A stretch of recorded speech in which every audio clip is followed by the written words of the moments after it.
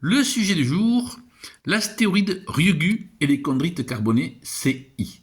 Alors pourquoi Ryugu et les chondrites carbonées CI? Parce que la sonde Hayabusa 2, qui est arrivée en juin 2018 à la surface de l'astéroïde, est revenue en décembre 2020 rapportant donc des échantillons, a révélé, comme vous le voyez ici, que cet astéroïde contient beaucoup de molécules à base de carbone. En fait, on s'est rendu compte que cet astéroïde, dont je viens de récupérer ce matin cette reproduction à l'association locale d'impression 3D l'alternateur, est de même composition que les chondrites carbonées CI.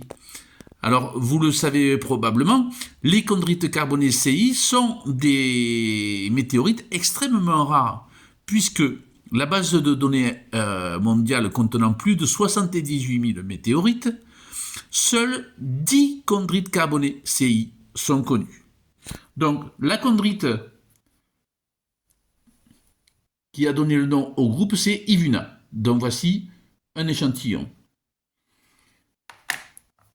Donc, la chute a été observée en Tanzanie en 1938. Alors, paradoxalement, c'est Ivuna qui a donné le nom, alors que la météorite qui est la plus ancienne connue, c'est Alès, qui est tombée dans le Gard. Donc, vous voyez le certificat d'authenticité.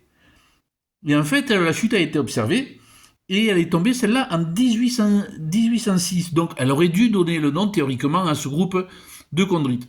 Mais, allez savoir pourquoi, c'est Ivuna qui a donné le nom au groupe. Alors, on a un peu de chance en France, puisqu'on ne connaît que 10 chondrites carbonées CI, et il y en a 2 qui sont tombés en France. Il y a également Orgueil.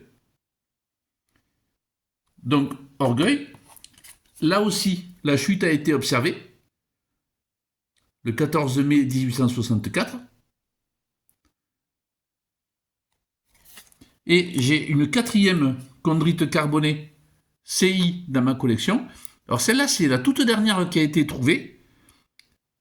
Elle a été trouvée au Maroc en 2024. Et il s'agit de la Wedge-Shebeka 002. Donc une météorite toute fraîche. Vous voyez, le poids total est très faible. Bien que, en fait, depuis, il en a été trouvé un petit peu plus, mais en fait, ça reste une météorite très, très, très intéressante qui a été étudiée par le Musée d'histoire naturelle de Paris.